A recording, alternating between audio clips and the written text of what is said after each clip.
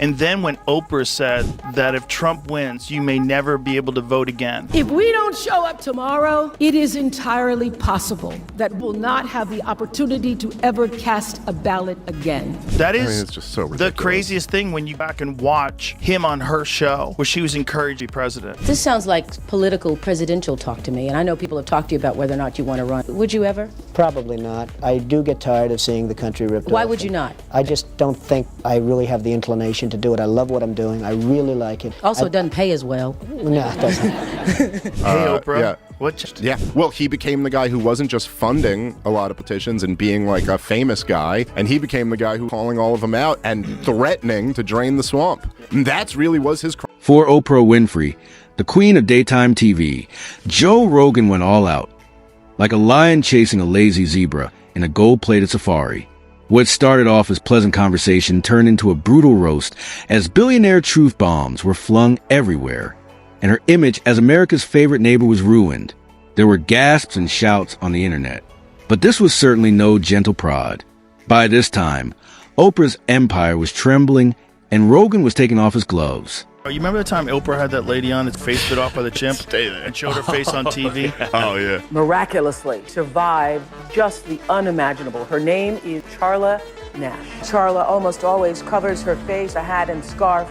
She wears it, she says, because she doesn't want to scare people. The lady was wearing a veil over her face, like, let's see your face, come on. She pulls the veil away. Like a Nope? What are you doing? Would you mind lifting the veil so we can see? You could take the hat off. Oh, the hat comes off. Yep. Okay. Oprah and Winfrey, in a room full of billionaires, the woman who somehow became the most powerful person, the queen of daytime television, and the high priestesses of living your greatest life energy, the only individual who could simultaneously sell you a book, a blender, and a spiritual awakening. But her whole company was verbally restructured by Joe Rogan, who treated it like a yard sale that nobody asked for. You can tell something is off when her fan base gasps as a group. Since they are such a loyal group, they would probably drink her bath water if she promised to improve their aura. But she also brought us Dr. Oz and The Secret. We have to remember what this lady has done. She has to be held accountable. I forgive her, but, I mean, cut. The Secret is a particularly egregious offense. You just... Oh, you don't believe? You don't believe? Oh, believe? Believe? If you like this video, kindly click the bell icon and subscribe to the channel. Think about it. Joe Rogan seems to be either daring you to eat elk jerky dipped in ayahuasca in the virtual world or threatening to make a startling disclosure while seated in his podcast chair.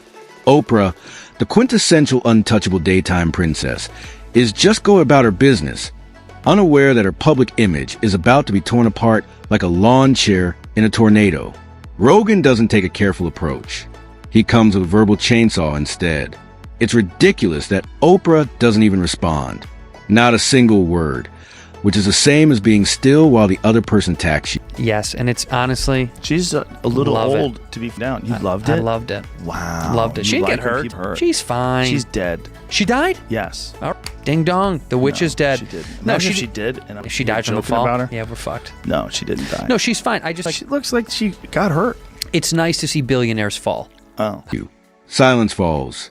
It's not comfy. And it's amazing. Did you see Oprah's breakdown? Now let's be clear. Oprah is a multi-billionaire media mogul. She cannot be touched any more than a house cat can touch a lion. Nevertheless, Rogan is the kind of domestic cat that has been out in the wild for 10 years, has seen a few things, and is willing to sweat anything, even a lion, to see what happens. Indeed it did. There was more to it than just comments. It was demolished. Rogan is calling out Oprah and Michelle Obama for hypocritical speeches at the DNC. Watch. She's up there talking about income inequality. Like, hey, lady.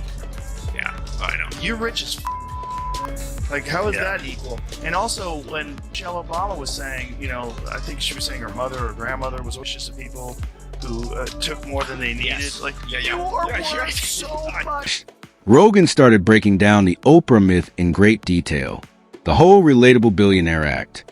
Rogan burned it like a stack of 90s infomercial DVDs. The image of the well-groomed spiritual guru has vanished. He made it seem like Oprah wakes up has her artisanal unicorn milk latte, and then decides which planet to buy before lunch. In part because everyone secretly finds Oprah's immaculate appearance a little odd. It's so slick that it seems like she was edited in real life. And with all the subtlety of a giant truck doing yoga, Rogan just... I love Oprah, like most of us who grew up when we did. And only now did I realize I've been getting spoon-fed propaganda from this woman for years. I always took her little setup packages as gospel. You know, before I was a reporter, I never even thought to question whether Oprah might be intentionally misleading me. Then the dawn came and I was like, oh my God, she is not a reporter. She's a propagandist. She's trying to shove messaging down my throat of whatever she believes. ripped the curtain open. The best part is that there have been previous efforts to ridicule Oprah, but most of them become soft. They make a few humorous comments, maybe a joke about the book club, and then quickly retract before the Oprah army shows up at their door with baked cookies and legal documents. Starts with the false belief that your best friend is Oprah. You know, she convinces millions of viewers that she is almost their neighbor, in case their neighbor lived in a house, so big it needed its own zip code, which is doubtful. Rogan produced a picture that was so distinct that it could be seen. Oprah in a silk robe, sipping a smoothie that costs more than your monthly rent. I am rich. I imagine myself flying. I can fly. I will beat my wings until I take off. It was one of the more I want to say disturbing, but it was confused when that was taking hold of people. When I had friends that were telling me that the secret is real. They imagined they were going to fulfill these childhood dreams that they had about whatever, being a fucking, I don't know, whatever it would be. There's a couple people that I knew that were trying to tell me that the secret was going to be the thing, and that they had a vision board and they had put pictures up of the things that they wanted. Like them in front of large crowds and shit. And I'm like, oh boy. Them in front of large crowds. This is so not... She nods as if she understands how difficult it is to lose your keys. He went on to the freebies after that. The height of Oprah's public image. Remember the cars? You are handed a vehicle. You are handed a vehicle. Famous. But Rogan reminded everyone that Oprah was effectively handing out golden tickets to the IRS. Oprah's single nod has the power to make or break a product. Rogan called it the Oprah effect, which is a bad thing.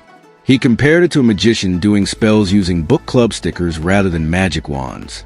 In lieu of dragons, she even summons whole marketing department. Right, exactly. And that's why it's sold, but Oprah sold it. She was one of the big ones, man. And she was all in. She's fucking 50 years old at the time. I mean, this is not a young woman selling this. How old is Oprah now? 75. 89?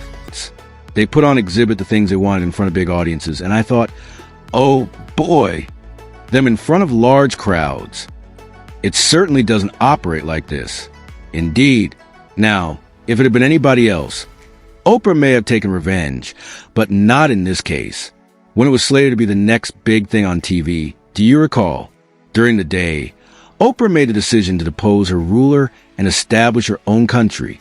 But, as Rogan cheerfully pointed out, the formative years of one's own life were challenging. Didn't help by sort of saying it's cheating. What do you mean it's cheating? It's a drug that helps people control their appetite. How is that cheating? So she was probably on the right of things when she was saying that. And now I think sort of forced to admit, because as you say, it's obvious. Like Oprah, who's constantly up and down with the weight and hasn't been on the skinnier side for a long time. And then suddenly, after this miracle drug comes out, like, we know. But she's a spokesperson for Weight Watchers, and I guess she's going to still tell us that the point system is really what's behind the weight. The ratings dropped. These were carefully crafted interrogations, according to Rogan, where Oprah would make guests feel safe before jokingly posing a question so pointed it could file to tuna. How old is Oprah right now? 75, 89. Instead than only responding, the internet reenacted.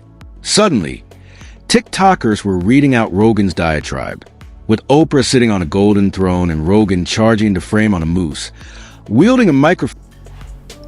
Is one of those words that's overused, but when practiced, it can change everything about how you move this world. It's my spiritual practice, and I know if you use it, those moments when everything feels like it might be falling apart, That's when you use it. It's great to do it. I mean, I journal every night too. I journal when things are going really well, but I'm telling you, it has the most powerful impact when you can do it, when you can sit and be grateful. Phone like a medieval mace. YouTube animators turn it into a cartoon battle scene. Oprah, however, said nothing at all. No tweets, no interviews, just that peaceful, serene Oprah aura. This is a jab at billionaires' relatability. There was no rumor here. Was this deliberate quiet? Or was it just Oprah as usual, floating above the chaos on a cloud of luxury perfumed with lavender? Things started to become intriguing at this point. The roast did more than only harm her standing among Rogan's audience. Oprah's casual fans actually started to think, Business of staying up on the news. She's reading undoubted from blue cards her staff gave her. That's how the Oprah Winfrey Show was shot. Oprah didn't have to think of her own questions. It was all in prompter or on a blue card for Oprah. She doesn't know she's not making big news with this revelation. She said she'll sign the same shitty so-called border bill that they rejected last time because it would let 5,000 illegals over the border a day. yeah, hold on a minute. Ever notice how every interview with Oprah is shot as if she is personally unlocking the mysteries of the universe? His words. It's not an interview style. It's an unexpected emotional assault. The kind where you say something harmless and then suddenly reveal your deepest sorrows to a billionaire with immaculate hair. He's not wrong, either. Oprah has a way of opening people up, as if she were running a spiritual pawn shop. Then came the Oprah Book Club roast. Oprah's ability to sell anything was criticized by Rogan. Here she is walking, and I believe she's talking about balance. LOL. The irony is staggering. So, flat ground. All things are equal or at peace at time. Oh, she bites the dust. Let's see how she recovers. She Hold says on. new shoes. Those rude fucks. They Oh, edit it come so she on. hits the ground over and over again. Well, Additionally, he looked beyond the customer side. Rogan brought up her previous political ventures and her capacity to sway actual elections. He made it seem as if Oprah wasn't only endorsing political figures. She personally was arranging the presidential deck. You have a Senate and a governor. It's funny, sure, but it's true, too. Most politicians would fight for that type of power if Oprah didn't already own the trademark. It's amusing that she's strolling here,